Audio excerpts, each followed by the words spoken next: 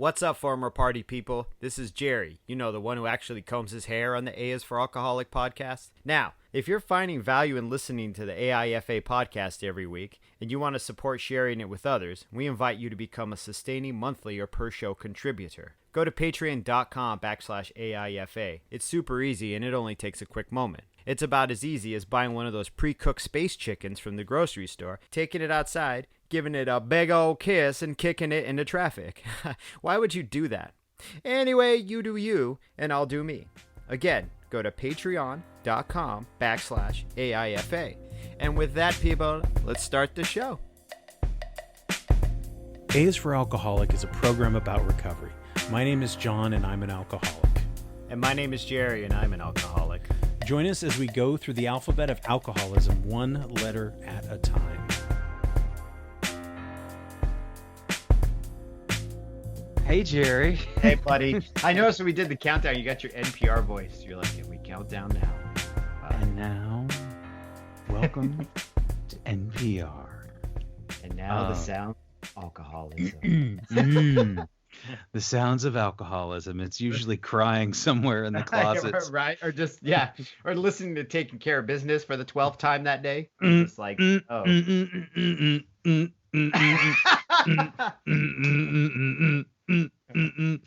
Wake up in the morning with a lot. Dude. Megan and I ordered like a pizza the other day. This is totally non-taking care of business related, but we ordered a pizza the other day and I got hot wings with the pizza. We're sitting there eating the hot wings and like I was so tempted to be like, yo, this is some good cluck, and just start throwing the bones on the floor. Like it just reminded me of you so much. And I'm like, do you remember when John did that? And Megan's like, yeah. Good cluck.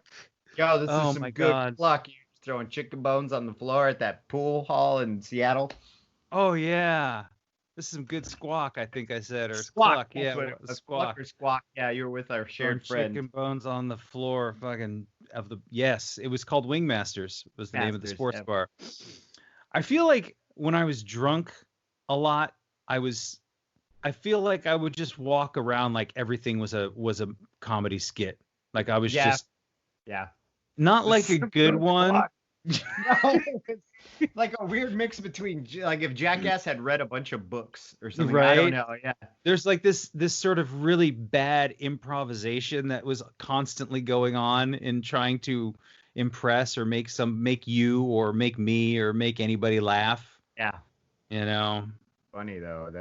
There was just me in my living room, moments. like 10 years later, being like, "This is some good cluck."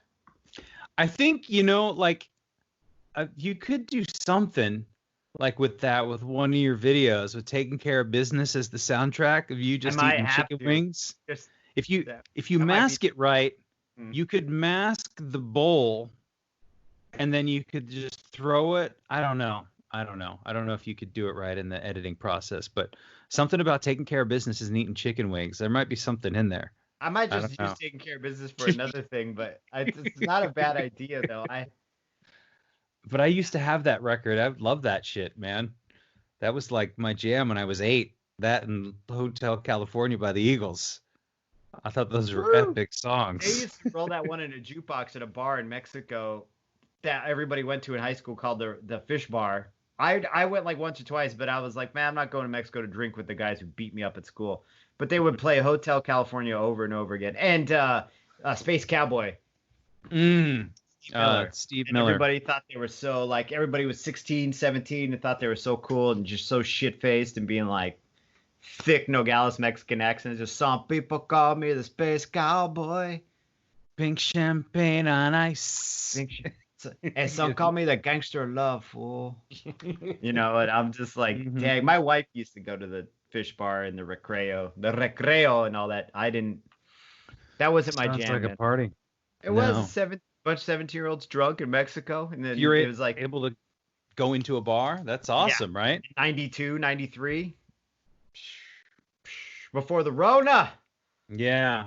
How you holding up over there? We're healthy. In the house. We're doing good. Everybody's doing good. Yeah. My kid's got Zoom school, and she's tripping on Zoom school. She's like, "Fuck! What do you mean I got to study for an hour and a half every day?" I'm like, "God damn, dude! Like, you got an hour of Zoom meeting, an hour and a half of studying. That's 2.5 hours as opposed to a 6-hour school day. Like, you're doing great, kid."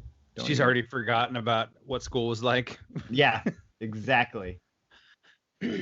Well, I mean, yeah, I don't feel like, I feel like it's different, but I don't know that it would necessarily be the worst thing in the world. I don't know. I don't have children, so I mean, I don't know what it's like to teach her or be with her in an academic setting, you know. But I feel like they're in school all the time. Yeah, that's true. I don't know. I mean, I have no reference or concept, but I don't know that school was always the best place for me to be. I I did not have a good time going to school every single day. Yes, and I can relate. I didn't start hating school till about the 5th grade though. So she's Mm-hmm. still, as far as on my personal timeline, of course she's a different person. School didn't really start getting shitty till about, well, I didn't start realizing it was shitty till the 5th grade. Mm. She's in the 4th, so she's got like one more year. She's like tween. She's tweening it up. She's 10. It's 10. Yeah. Okay.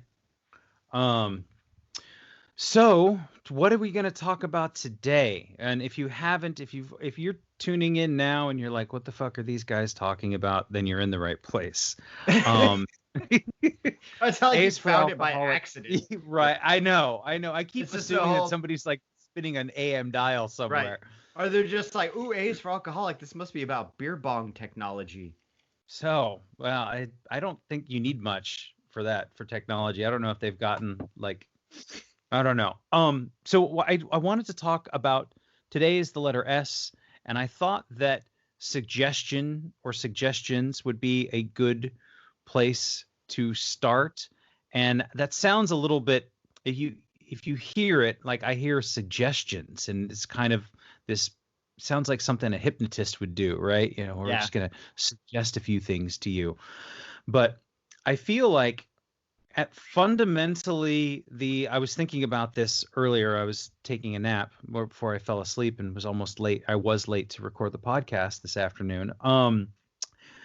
Fundamentally, recovery is about change. It's about changing your entire way of thinking, your entire life, everything that you do, every single aspect, every single choice, right? I mean, ultimately, everything you do is different from what you were doing when you were drinking. Right. It's the same but different, right? Mm-hmm. Yeah. I mean, you still have to pay the bill. Before we start, I wanted to say off the top of the hour, I want to apologize for the vocal quality on my end because my garage band just completely just crashed. So okay, I just want to say that my end will probably sound like I'm in a robot tin box. You know. Well, we are aware of the technical difficulties, and we will. I'll send you the link for the other audio program. Yeah. Okay. In the meantime, I'm in my Rona computer. I got to stop making the Rona jokes. Anyway, go ahead. Sorry. Anyway, so you sound great to me right now, but you sound great to me too, buddy. Robust. Suggestions, and we change our life entirely. So all these things are happening, and we have to learn how to wake up in the morning and make our bed and pay our bills and relate to our loved ones and all of these things. And much like school and feeling this sort of, I mean, oppression is a strong word, but feeling forced to do things, I rarely ever felt good about it. I rarely ever did well at it. And it rarely ever stuck when I was forced to do things.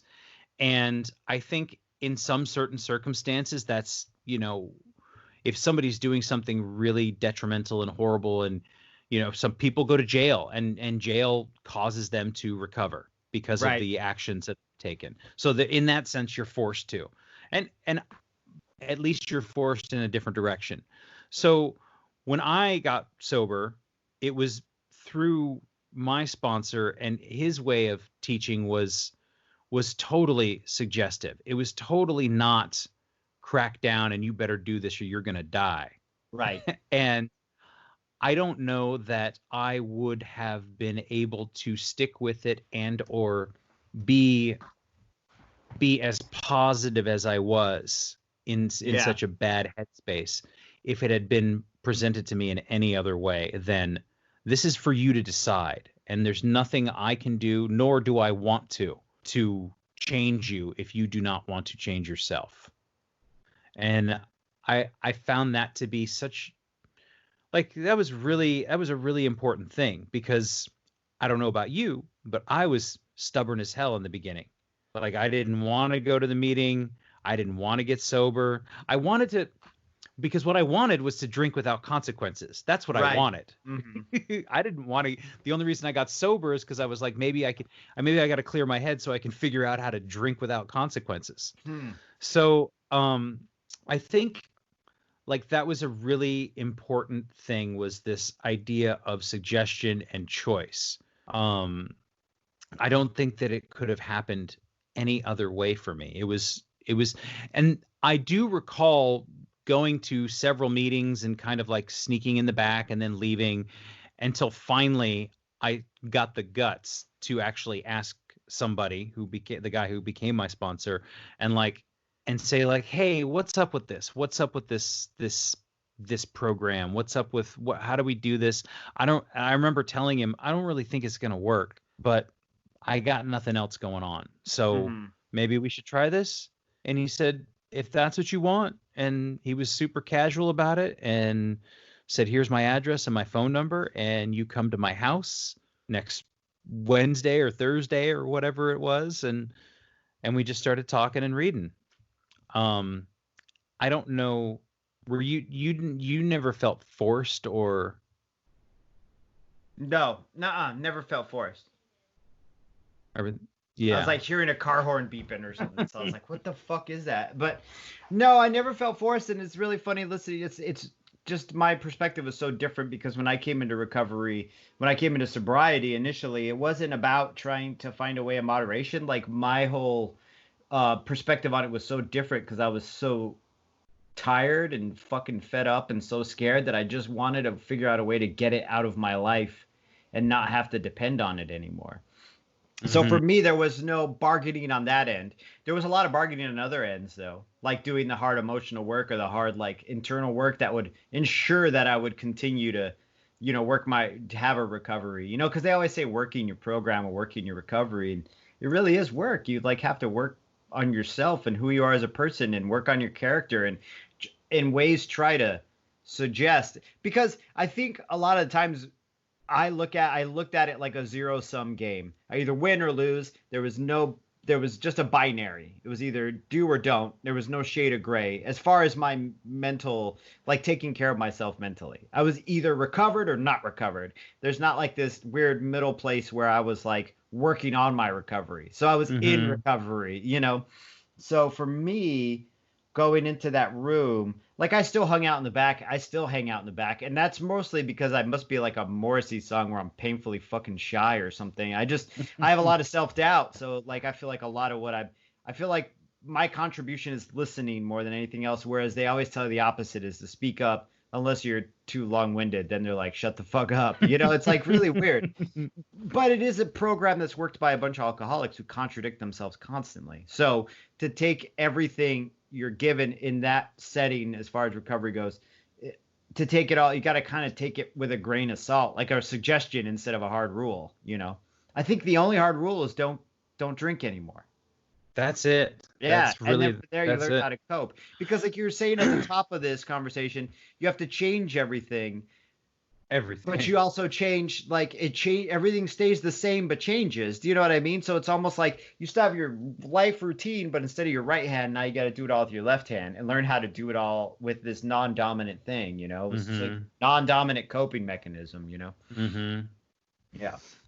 Yeah, well, so you just said you got to change everything, and it's a suggestion. You can't be forced. What the fuck did you just say that I was gonna comment on? I don't remember now. Oh, about the whole non-binary. It's either give or take. Or... Well, yeah, because it's run by a bunch of alcoholics who contradict themselves constantly. And I have lived in contradiction for most of my life. Absolutely.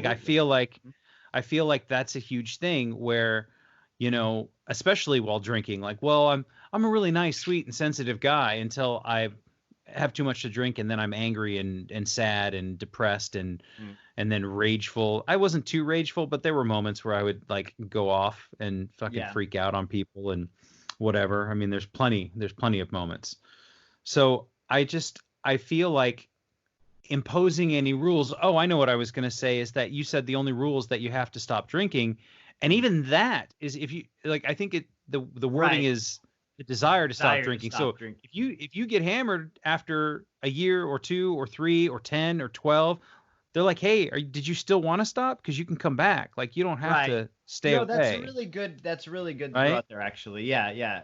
I think that is really good to throw out there, because you can be, you can work your program, be sober for 20 years and go back again, learning from that time you were sober. You know, you don't throw that all away. So you're right. Yeah, I think I misspoke when I said that's the only rule.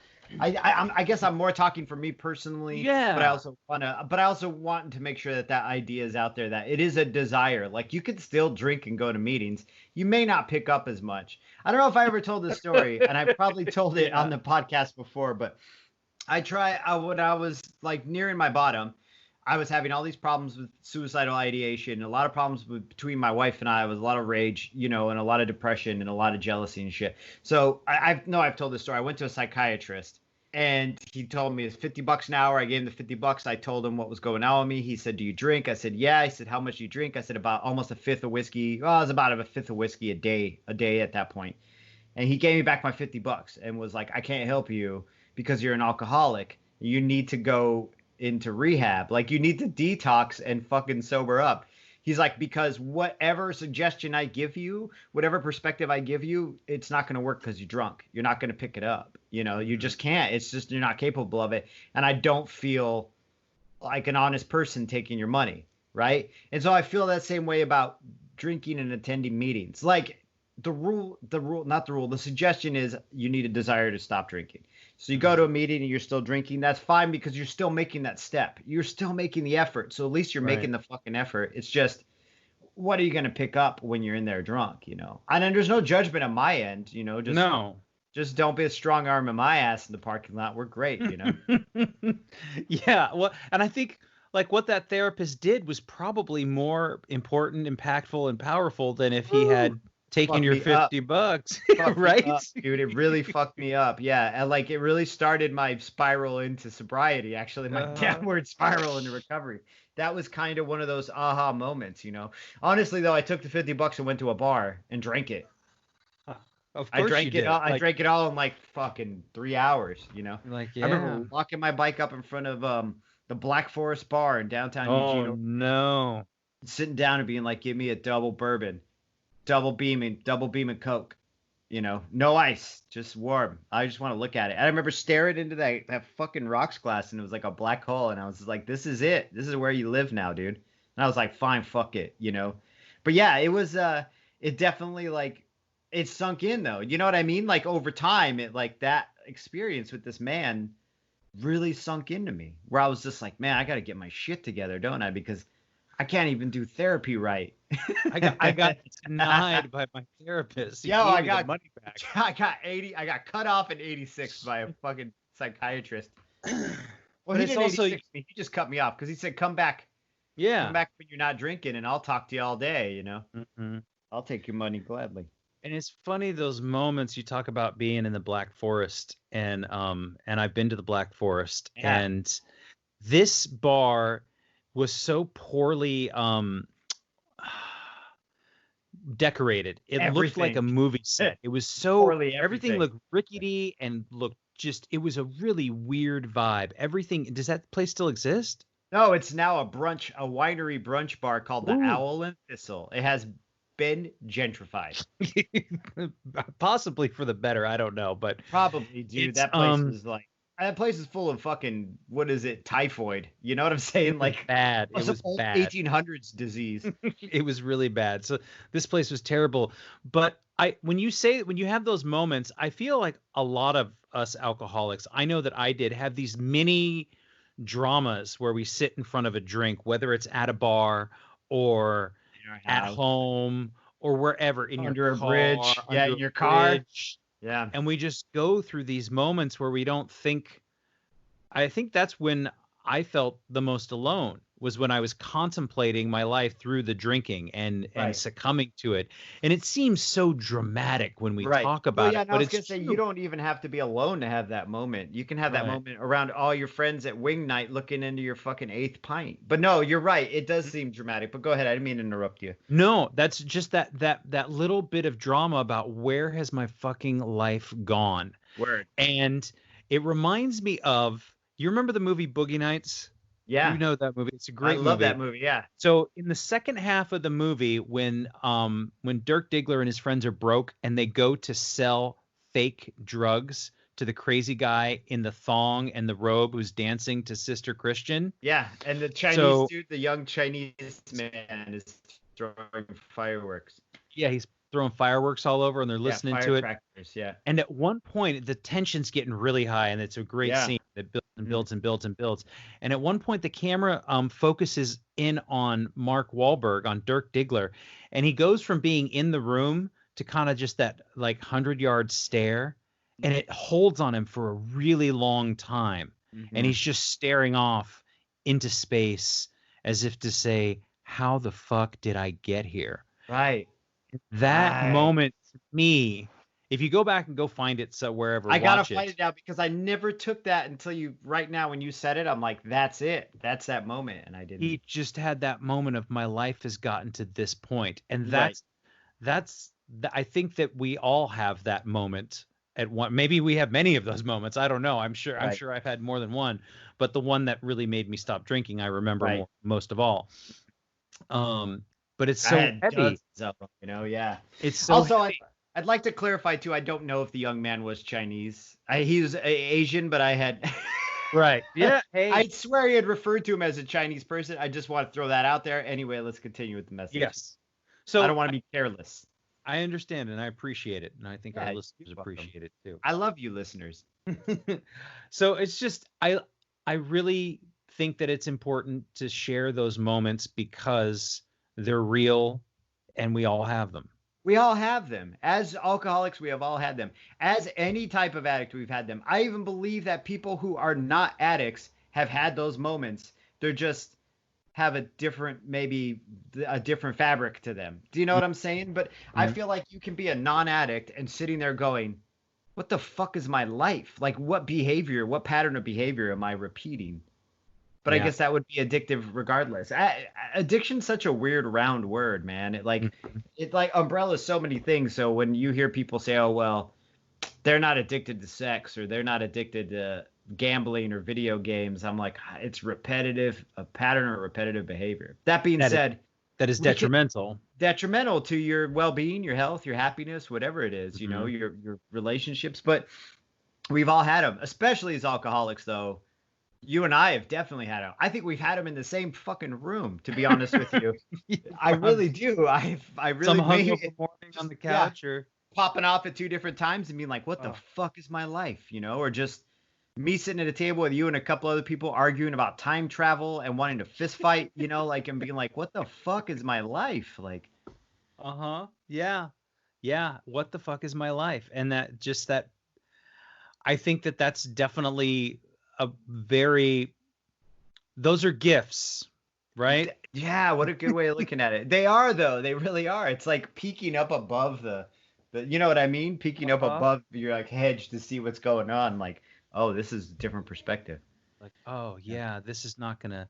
You get to step out of yourself, which is better. A way that I think about my moment of clarity is stepping outside of my own life, like, and being able to see those things that are going to destroy me. Yeah. So I think that in those moments of what's the word I'm trying to look for? You're most vulnerable. Yeah. And also most open to suggestion. And some might say, well, I don't want to be vulnerable. I don't want to be open to suggestion. I don't want to be manipulated. I don't want anybody getting in my head. Right. And I understand that too, because I was that way, because I still felt pretty strongly and pigheadedly that whatever kind of program wasn't going to work for me. Right. Think of that word, though. And then when you say manipulative or manipulated, it's very interesting to me because I think that is, in a way, can be misconstrued as cult talk. Do you know what I'm saying? Because they're like, yo, we're working this program.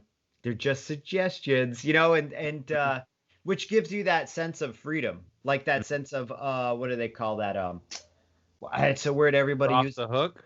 Not off the hook, but when you can do things on your own volition, it's like it's a biblical Independence? word. Yeah, Oh, independence, that's fine. Free will. Why the okay. fuck did I forget free will? But it gives you your own sense of autonomy and your own sense of free will, right? But then I can see the cynic in it because even though I was scared and wanted to recover, there was still this huge cynical streak in me where I didn't trust it. And part of me to this day still doesn't trust it a little bit. Do you know what I'm saying?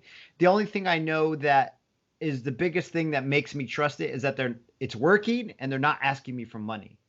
So I'm like, okay, well, this isn't like a typical cult though, because they don't want my time or my money. And if I'm working with someone who's pushing on me too hard and wants my time fucking weird and playing head games, like I'll just ghost. Like, see you later. Like I don't need to be.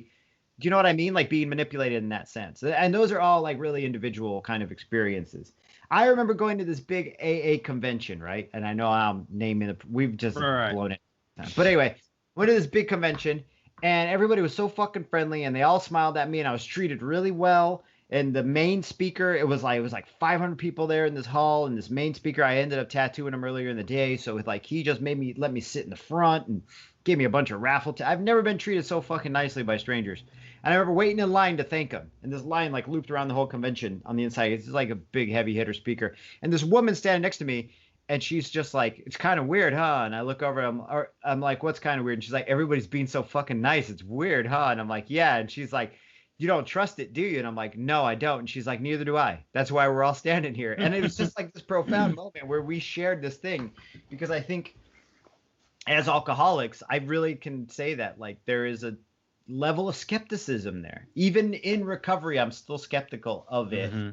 I'm still skeptical of people and of the recovery because I've seen desperation. I've been in it. I know what desperate people do. You've been in it. Right. Yeah.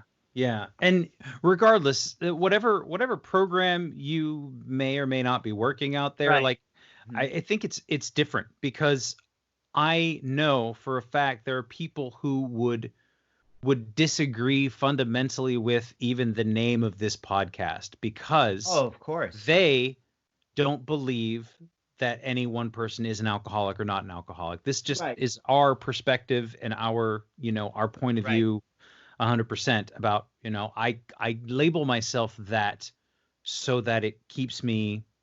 Well, that's it. Well, why do I label myself an alcoholic? This is a good point of topic.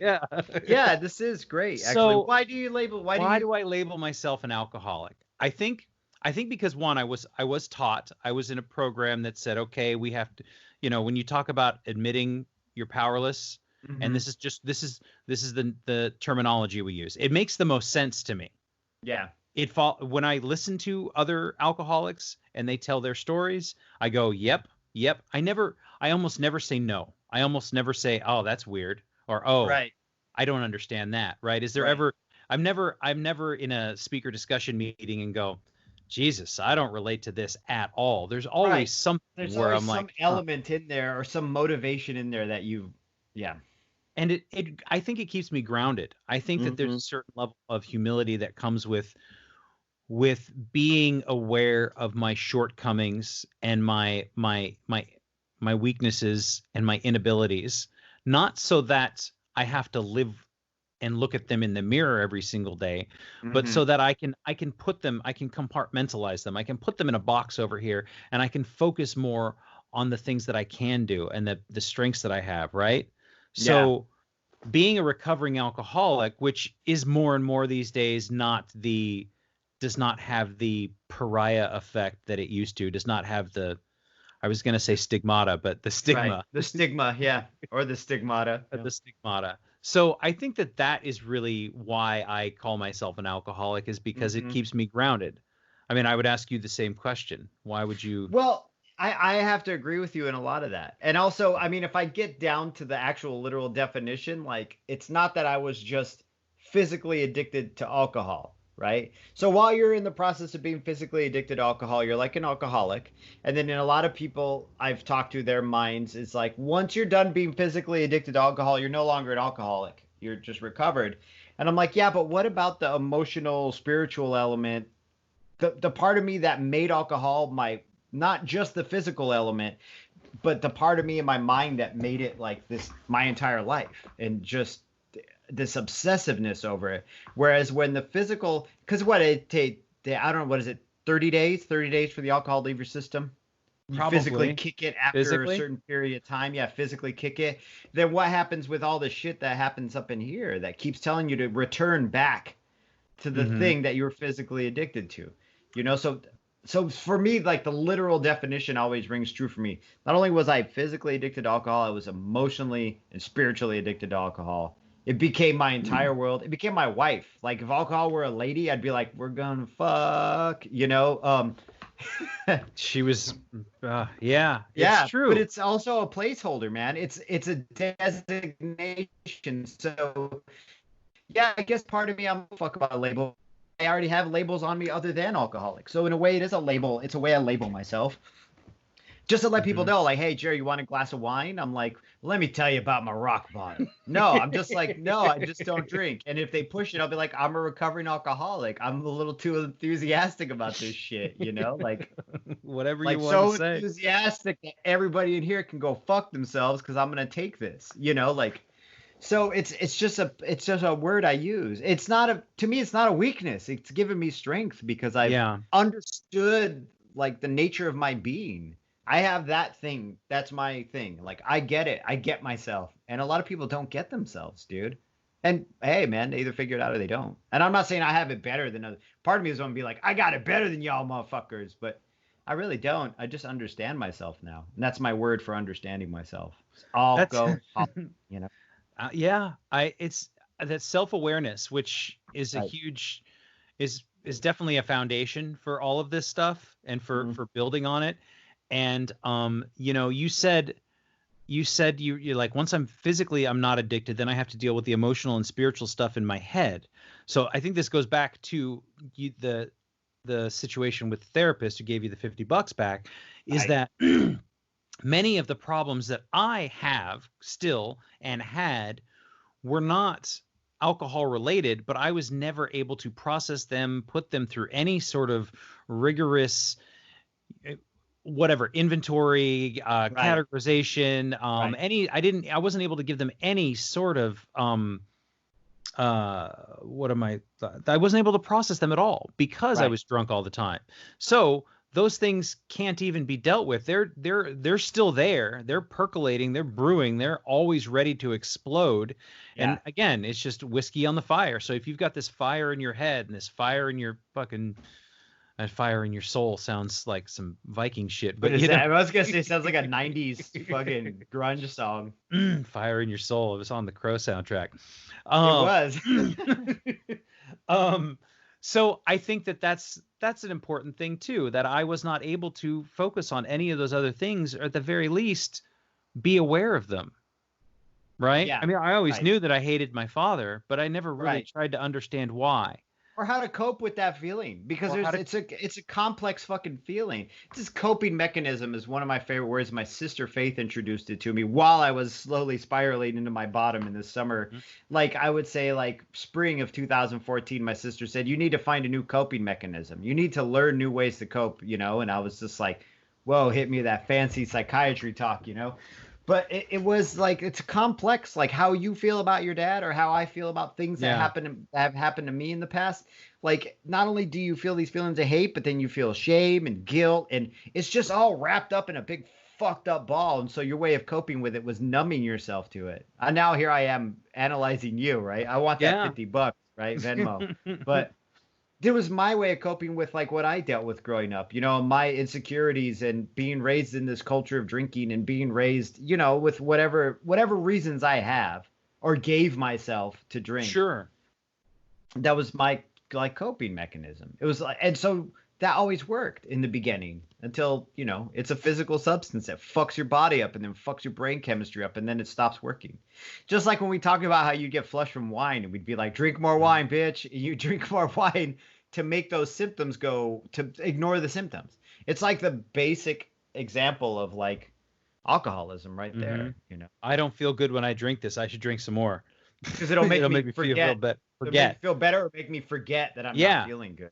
That I'm not feeling good. Yeah. So, and it too, like you said, you drink when you're young, and I think that that's part of it because when you're younger, when I was a teenager, when I was 15, 16, 17, I didn't know what was going on, and I didn't have any mentors really. Right, right. And No so one showed drinking, you. Yeah, nobody exactly. showed me anything. So Same then here. Yeah. alcohol comes in, boom, oh, I'm all lit up, I'm ready to go. I've basically stopped developing. Yeah.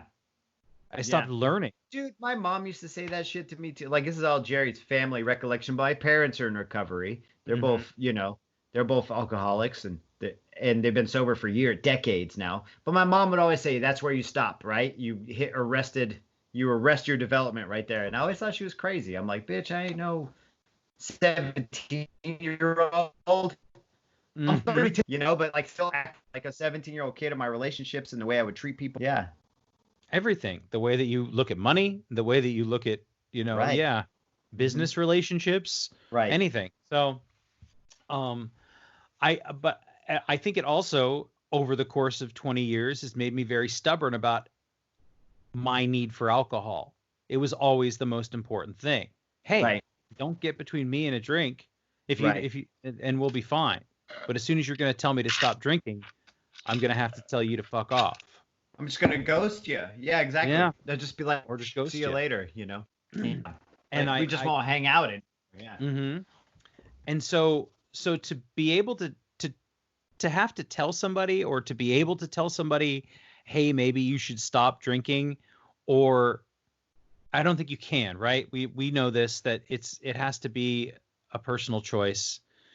And And I where it think tends to work, it tends to stick a little right, better. right. And Tends this is to. not black and white. This is not Right. for Hmm. everybody. There's no blanket statements Well, here. I mean, they could. What do they call that? They could intervene, Hmm. have an intervention, and it could work. It could stick, Yeah. and you see the other side, and you're like, all right, this will work, and then, Hmm. but telling someone to do something never doesn't. Sometimes, especially that person's cynical and oppositional and very defiant, they're gonna be like, nah, you don't tell me. I tell me, you know. And if you're drunk, if that person's drunk, it's even worse. Dude, we would go out when my wife and I got together and I first brought her into our group, our little tight group, and we'd Hmm. hung out for a little while and she'd gotten comfortable, been about 6 months, 8 months, a year. And we would go out and I would tell her, hey, when I get too drunk, let me know and I'll stop drinking because I want to have fun. I don't want to end up with the hiccups all night smoking, being fucking wasted, and I'm fucking pissed off because I let myself down again. So then she would tell me, I'd like 8 drinks into it, she'd be like, you're getting a little loose, all right? And I'm like, cool. And then I'd have 3 more. I'll just need 3 more, and then I'll get to where I need to get. And then I have the 3 more, and be fucking hammered. And she'd be like, you're drunk. And I'm like, you don't fucking tell me when to stop drinking. Like I would get mad at her for telling me what to do. After you asked her to tell you. I'd be like, you don't fucking tell me when to stop drinking. I drink when I stop because I'm a fucking alcoholic. We would have those fights. It happened twice, and the third time I asked her, hey, forget, because I'd black out and like lose my shit. And the third time she's like, no, dude, because you yell at me every fucking time. Like, Yeah, so I'm you just get, gonna. yeah. So I'm just gonna kind of leave you wherever you're at and go hang out with Coda or whatever. Or go sit with John and Coda while you sit at the bar and stew. Yeah, man. It's I think it's virtually impossible. I think it would have been virtually impossible for anyone to tell me. And it wasn't until that moment where I finally felt absolutely, I was pretty devastated. I was pretty broken. Like I was pretty much, Yeah. this is not going to work anymore. And it's the only thing I ever had. I have to go Right. find something else. But I was terrified because I didn't want to stop drinking. I just wanted to find a way to drink. You wanted the without- workaround. Yeah, I was Yeah. totally looking Hey, it's for admirable. Like I have no problem with that. Like I'm like, if I weren't so scared, I would have wanted the workaround too. And I think part of me wanted the workaround. Hmm. And I think too, I have this vague memory of calling you from that little Bukowski flat that I had in Yeah. Napa. Hmm. I remember the first year you were probably only a few months sober. And I remember calling you and I was drinking white wine and I was like, Jerry, I think I figured it out.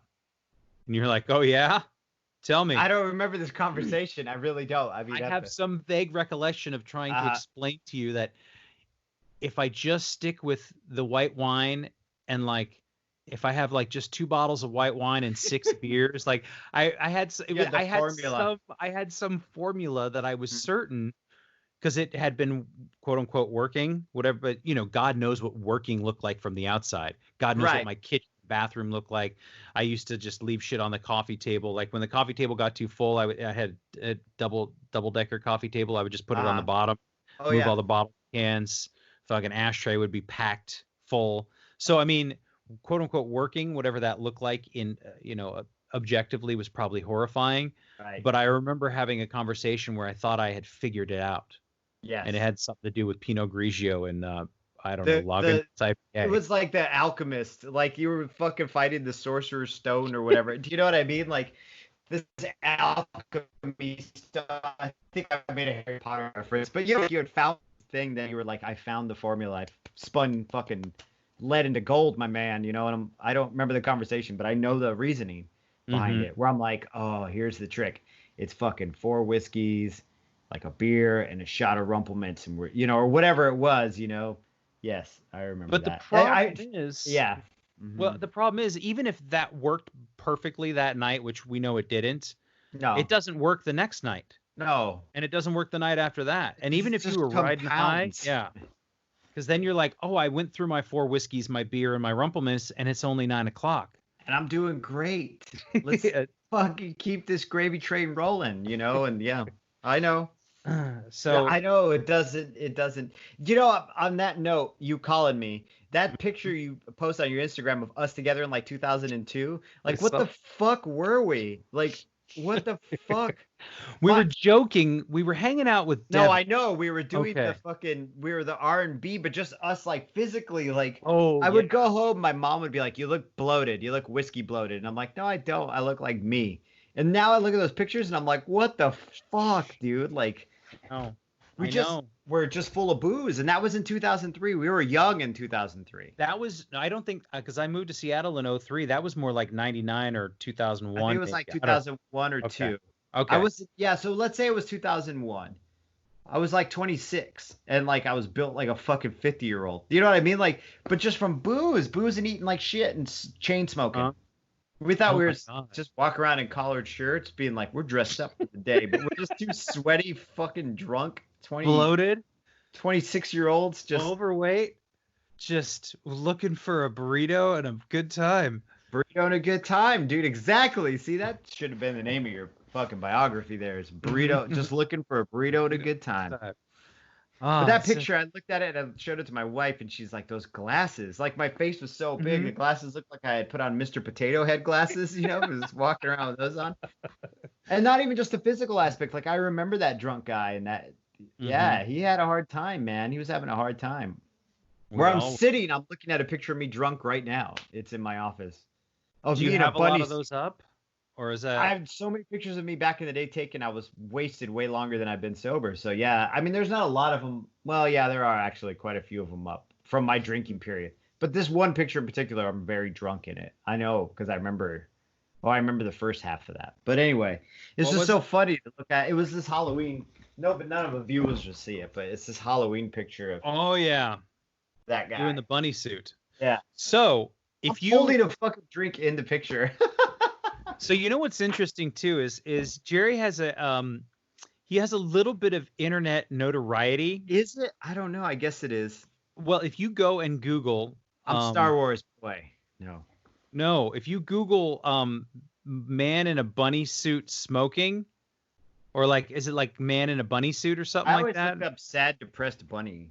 Sad depressed bunny or something like that. If you just Google that, there's a picture of him that always pops up. I used to be like number 2 on Google Images, like, but I don't know now. You really got to copyright that thing, man. You should be getting paid for that.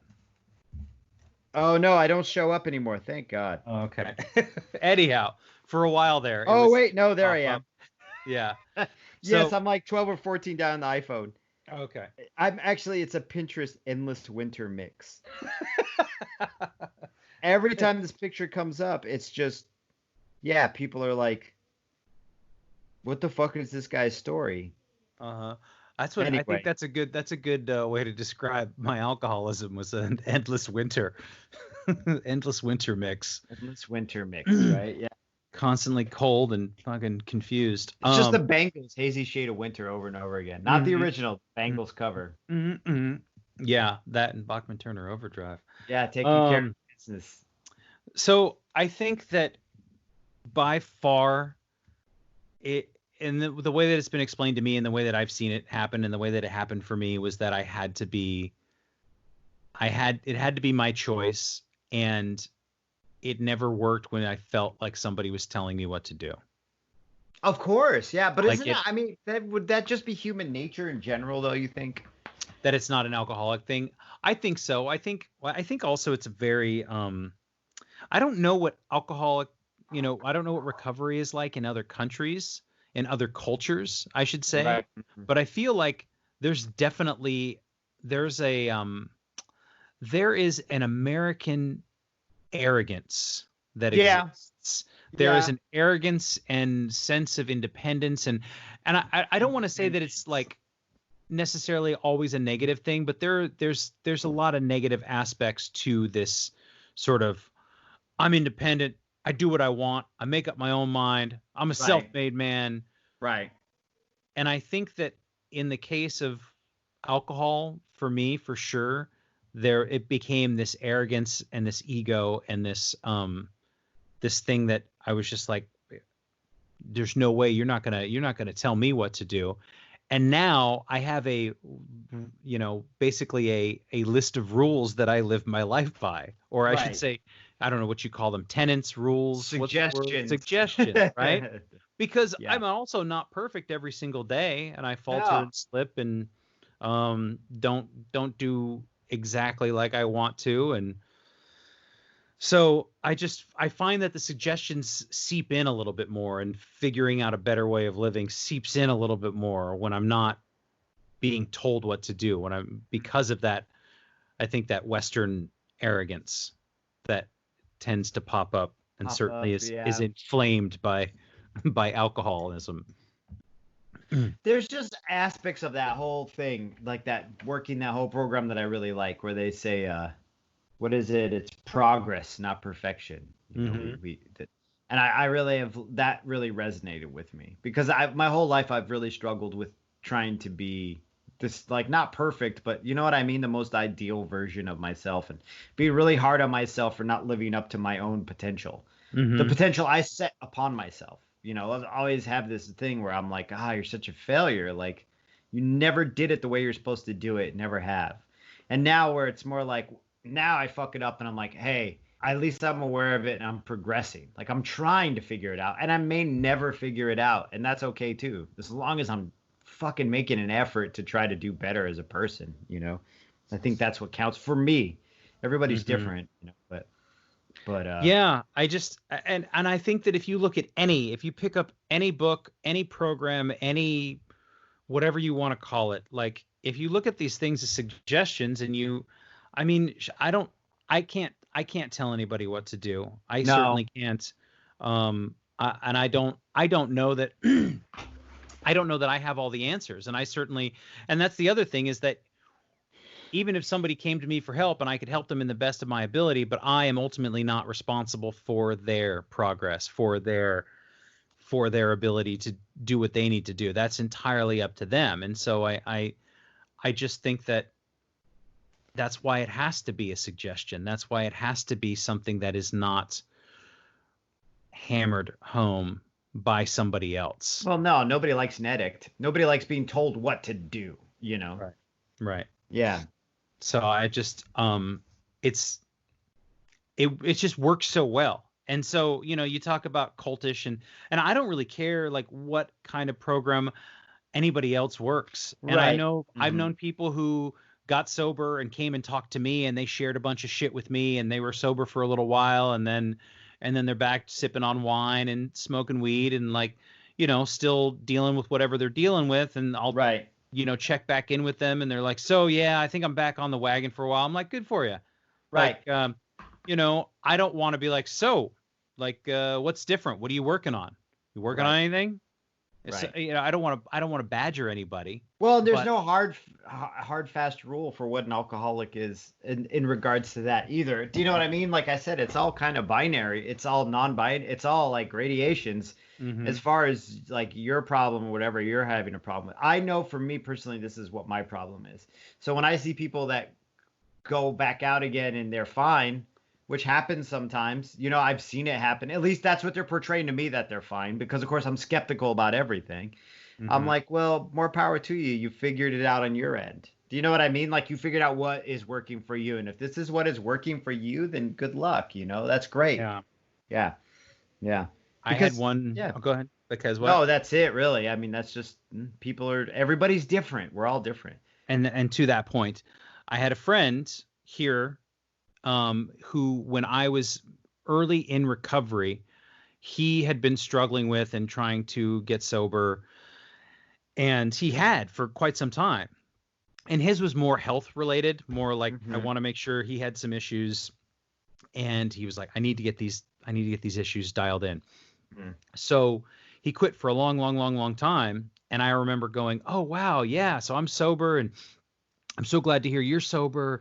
And then it came up, either we were talking or texting or something, that he had a drink, and I was so devastated, and I didn't let on, but I was so devastated. Like, what do you mean? I thought we were doing this together. Like I finally got it in my head that I was going to do this, and there was no other way but to do it completely sober.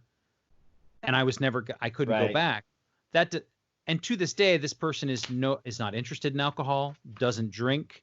And that was, just part of their process. Right. So that everybody is so absolutely different that it doesn't, I can't impose my ideals on that person and expect them to live the life that I'm trying to lead. Exactly. But it goes the other way too. It reminds me of, a story you told me about, someone we know that had gone through a really hard breakup and decided to move down to your part of the country to like commiserate with you over the breakup, and because you were like a stable person to be around, and you were sober, and they were fucking fucked up about it because they were like, wait, it was supposed to be business as usual. And you kind of switched it up on me, Yeah, I remember hearing that story too. It's rare for me to run into anybody. I mean, nowadays that looks so drastically different anyway. Things have changed. Do you know what I'm saying? Like, they're like, oh, he's obviously not getting fucked up all the time anymore. But it's super rare for me to run into anybody who's like, hey, you want to go get fucked up with me? That knows me. I don't know. I don't know. Maybe it's my fucking I'm a recovering alcoholic T-shirt that I wear all the time. I think you look so much healthier. And exactly is what I mean. Is I look healthier, so they're like, oh, this dude's not fucking drinking a bottle of whiskey every night and smoking pack and a half of cigarettes. And you look so much healthier that even like a year ago when you lost all the weight, people would come up to me and they're like, I saw Jerry on Instagram the other day. Is he okay? Because he looks thin. Is he really dying? Is he dying? And I was like, no. We all are, baby. Yeah. What is it? The world is just a giant hospice with fresh air or something like that. What is that from? We were just laughing. It's from Dr. Sleep. This is Dr. Sleep. That's what. So, and this is another thing I want to say before we go is you're going to be hearing this. This will be Friday when this comes out, and on Tuesday, Jerry and I are going to be on the VHUS podcast. Hell yeah. Dirk Marshall. Dirk is an old friend from we partied 20 years ago, something like that.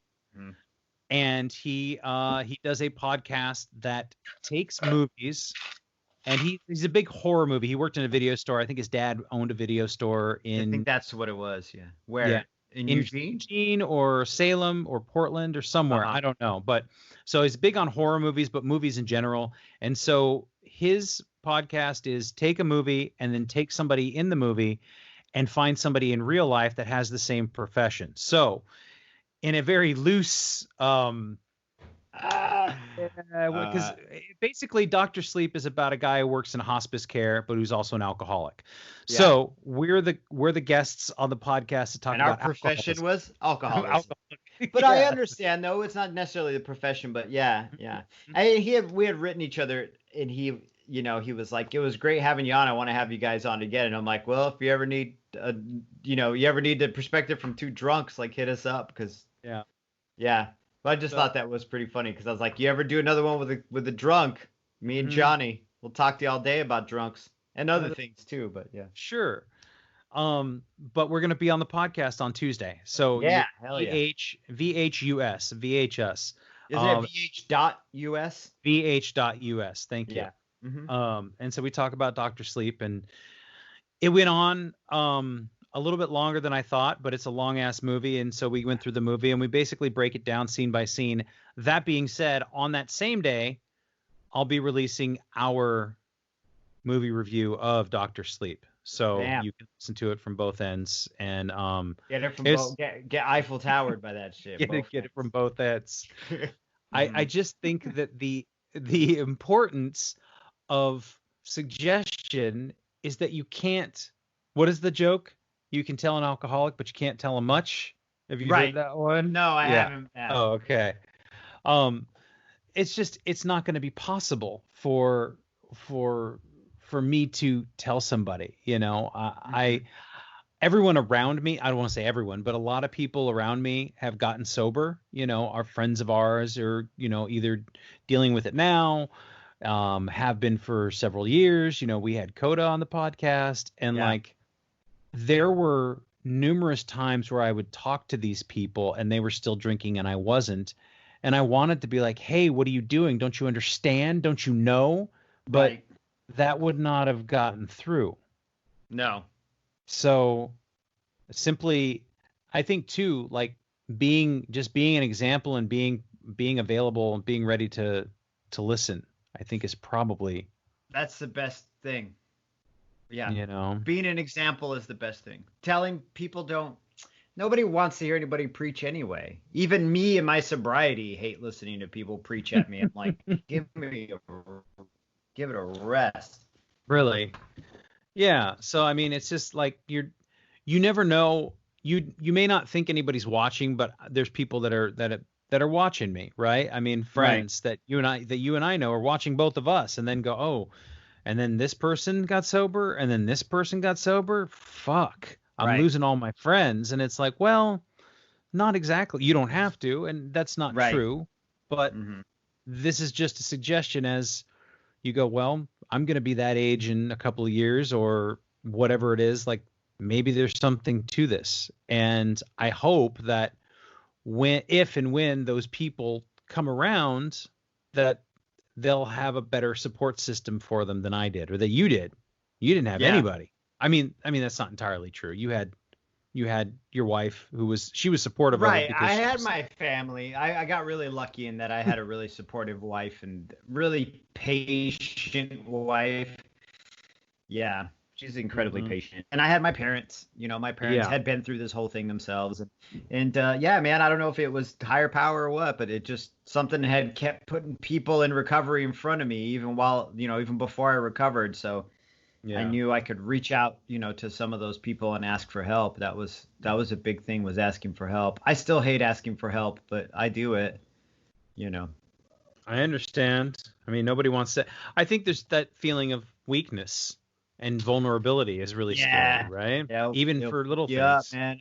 I hate not even being weak. I just hate being a bother. Like, I don't want to impose on you, but I've got this massive drinking problem. Right. Yeah. Well, and there are no shortage of people who are waiting to help you too. Right. That's another thing that's important. Not only in the program that you and I belong to, but in any number of ways. In general. Yeah. I think there's a lot of helpful people out there. I think there's shitty people and helpful people. Mm-hmm. I would like to think that there are more helpful people than shitty people, but you never know. Yeah. Who knows? That's not really for me to pontificate on in this hour of the Rona. No. Yeah. But everything's good. You're feeling good. Everyone's I'm feeling good, man. Yeah. Everybody's healthy. I'm going to order some barbecue tonight from somewhere. Taking care of business. Taking care of business. TCB in it, dude, with Bachman. Oh, no, that's not Bachman Turner. No, that is Bachman Turner. Yeah. We were just talking about. Lots happened. Kathleen Turner Overdrive. Kathleen was Turner that a band Overdrive. or was that just a? Was it a No, joke? that was a joke in a movie in High Fidelity. Okay. Mm-hmm. Okay. Well, right on, man. May I suggest that we do this again next week? Sure. You doing good? You healthy? You happy? Yeah, I'm fine, man. I think I got I think allergies tend to bother me this time of year. Yeah. And so I'm getting like all these little dry what's that? There were some cat paws coming underneath the door behind you. Oh yeah, there's definitely a cat that wants in. But yeah, man, I'm good. I'm good. Yeah.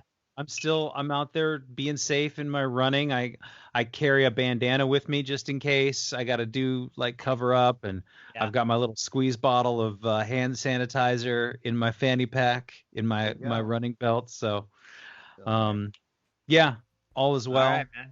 And we'll do this again next week. Yeah. All right, Johnny. All right, later, Jerry. Right, and later. listen to VHS on Tuesday. VH.us. Yeah, check them out. Yeah. Cool. All right.